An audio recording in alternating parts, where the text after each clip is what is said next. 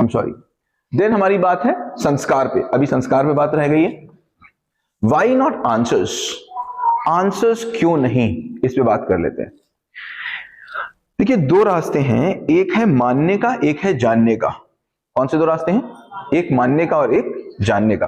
Will you do one work please? My bottle is there in car, my bottle is there, it must be in the blue bag, it is kept on the back seat.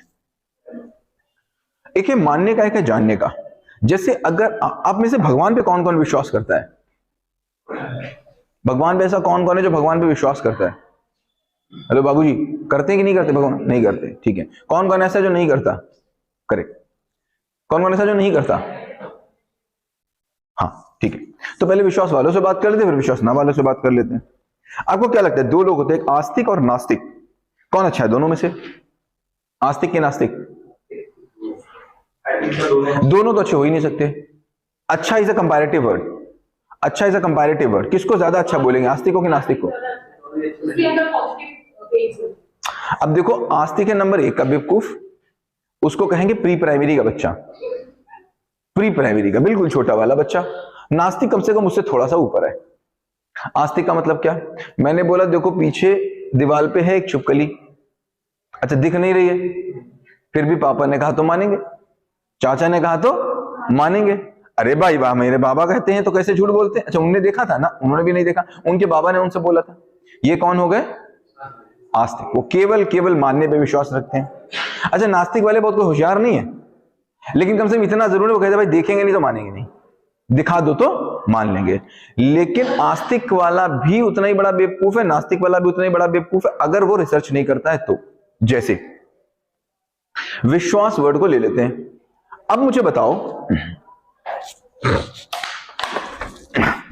मैं कहूं कि मुझे विश्वास है कि इस बोतल में पानी है, क्या मैं बोलूंगा? मुझे विश्वास है इस बोतल में पानी है, या इस बोतल में पानी है, मैं क्या बोलूंगा? या मैं बोलूंगा विश्वास है इस बोतल में पानी है? क्या बोलूंगा? मुझे विश्वास है इस बोतल में दूध है, या मैं बोलूंगा इस बोतल में दूध है? मुझे विश्वास है क्योंकि मैं डेली भरता हूं, मम्मा मुझे डेली भर के देती है, तो मुझे विश्वास है इस बोतल में मिल्क होगा। मुझे विश्वास है इस बोतल में मिल्क होगा। यहां क्यों नहीं कह रहे मुझे विश्वास है इस बोतल में पानी है? भाई क्लैरिटी है। तो विश्वास का मतलब शक, कोई शंका तो है तभी तो विश्वास आया, वरना विश्वास क्यों है? विश्वास का मतलब तुम जब कह रहे हो मुझे भगवान पे विश्वास है, मतलब कोई शंका है, तुम्हें पता कुछ नहीं है। तुम्हें इस बात पे पता है कि किसी और को पता है, किस मम्मी ने भरा होगा तो मम्मी पे बात है, वरना विश्वास है मुझे केवल है। खोल के देखोगे तो जरूरी नहीं हो। शर्त लगाओगे तो किस पे? किस पे लगाओगे? इस पे लगाओगे, क्योंकि ये तुमको दिख रहा है। तो अगर भगवान तो है भाई साहब, ये कौन बता सकता है? ये केवल नास्तिक बता सकता है, आस्तिक कभी नहीं बता सकता। क्योंकि नास्तिक ढूंढेगा, ढूंढने के बाद देख लेगा, देखने के बाद बोलेगा कि यस भगवान तो है तो विश्वास किस बात का? विश्वास तो तभी होगा जब तुमको डाउट होगा। समझ में आ रही बात? अब दुनिया में विश्वास नाम की कोई चीज नहीं होती। विश्वास बिल्कुल झूठा शब्द है। विश्वास नाम की चीज इस दुनिया में बनी नहीं। दुनिया में केवल एक ही चीज नाम की चीज बनी, अविश्वास। क्या बना? अविश्वास। और मैं कहता हूं मेरा बस चले तो मैं पूरी दुनिया को नास्तिक बना दूं, हर बच्चे को बना दूं, हर बच्चे को मैं अविश्वासी बना दूं। क्यों? क्योंकि अविश्वास ही असली में चीज है और विश्वास असली में कोई चीज है ही नहीं। कृष्ण ने पूरी गीता में कहीं भी विश्वास नाम का शब्द नहीं यूज किया। शब्द यूज किया तो समर्पण नाम का। कौन सा यूज किया? समर्पण। समर्पण किस पे करते? अपने पिताजी पर। जब पता होता है मैं गिरूंगा तो वो पकड़ ही लेंगे। विश्वास थोड़ी ना होता है। अगर विश्वास होता है तो तुम्हारा समर्पण नहीं आता। पापा जब ऐसे उछालते बच्चे को तो बच्चा हंसता है, रोता नहीं है। क्यों? उसको पता होता है पापा पकड़ लेंगे। विश्वास थोड़ी ना होता है। अगर विश्वास होता तो वो रोता, उसको पता है कि नहीं गिरेगा। अरे बात समझ रहे हैं? तो है क्या? कृष्ण बोलते हैं समर्पण। समर्पण का मतलब क्या? मेरे अंदर जो अविश्वास है वो खत्म हो जाए तो क्या बचेगा? जो बचेगा वो समर्पण होगा। समर्पण का मतलब समर्पण। सम का मतलब क्या होता है? सम का मतलब है टोटल। सम का मतलब है दोनों।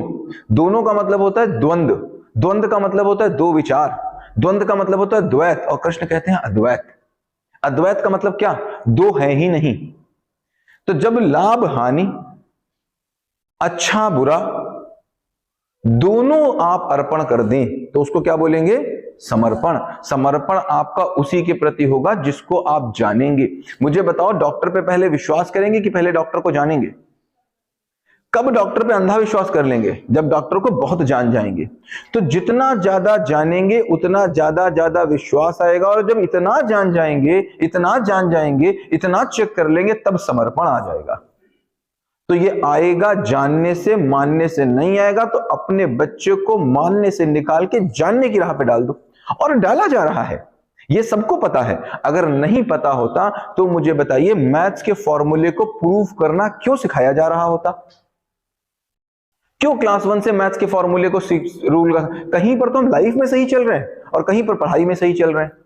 पढ़ाई में देखो, आप छोटी छोटी चीज को साइंस में प्रूव करना सिखाते हैं। बचपन से ही, छोटे पर से ही बच्चे को जो भी चीज आप पढ़ा रहे हैं उस पे प्रश्न बनाना सिखाइए, ना कि उत्तर दिखाइए। उत्तर देना बेवकूफों का काम, उत्तर लेना प्राइमरी स्तर का काम, और प्रश्न बनाना क्रिएटर का काम। क्रिएटर हमेशा प्रश्न बनाता है और यूजर हमेशा उत्तर बनाता है।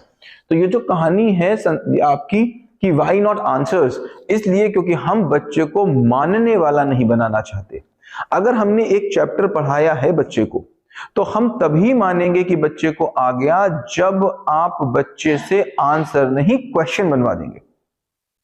जिस दिन आपका बच्चा ह्यूमन सेल पे क्वेश्चन बनाने लग जाए, और ऐसे क्वेश्चन बनाने लग जाए जिसके उत्तर आपको ढूंढने मुश्किल पड़ जाए, उस दिन आप समझिएगा कि आपके बच्चे को ह्यूमन सेल आ गया, और उसका आंसर उसको पक्का आएगा जिसका वो क्वेश्चन बना देगा, वरना वो क्वेश्चन बना ही नहीं सकता। और अगर बाई चांस ऐसा क्वेश्चन उसके मन में आ गया जिसका उसके पास उत्तर नहीं था, तो वो प्रश्न उसको सोने नहीं देगा, जैसे न्यूटन को सोने नहीं दिया था एप्पल वाले प्रश्न ने, जैसे जेम्स वॉट को सोने नहीं दिया था उस पानी उबलते वाले प्रश्न। आने तो दीजिए उसके मन में प्रश्न, आप आने ही नहीं देना चाहते।